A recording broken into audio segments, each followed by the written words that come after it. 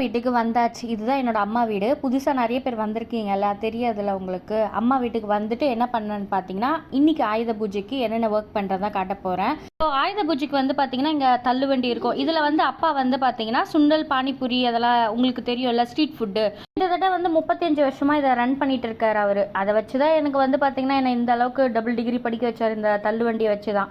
இந்த அளவுக்கு நாங்கள் வந்திருக்கோம்னா அந்த தள்ளுவண்டி தான் மெயின் எங்களுக்கு. அதனால் அதை ஃபஸ்ட்டு நல்லா இந்த ஆயுத பூஜைக்கு க்ளீன் பண்ணி, அதுக்கப்புறம் வந்து பார்த்தீங்கன்னா வீடு கொஞ்சம் க்ளீன் பண்ணுறது அப்படின்னு சொல்லிட்டு கூட மாட என் பையனும் ஹெல்ப் பண்ணிட்டு இருந்தான்.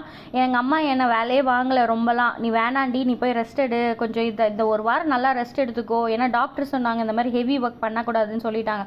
சரி, அதனால் வந்து சரி இந்த ஹெவி ஒர்க் பண்ணாமல் நான் சமையல் எடுத்துக்கிறேன்னு சொல்லிட்டு காலையில் பொங்கல், வடை, சட்னி வந்து வேர்க்கடலை சட்னி செஞ்சுட்டு அவங்களுக்கு கொஞ்சம் கொஞ்சம் முடிஞ்ச அளவுக்கு செய்கிறேன், ரொம்ப ஸ்ட்ரெயின் பண்ணிக்காமல்.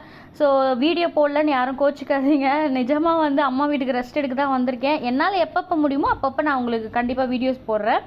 ஸோ என் பையனும் நானும் பார்த்தீங்கன்னா பூஜை ரூமெல்லாம் க்ளீன் பண்ணி பூஜைக்கு பொட்டுலாம் வச்சுட்டு ஃபைனலாக வந்து சிம்பிளான ஆயுத பூஜை வந்து கொண்டாடிட்டோம்.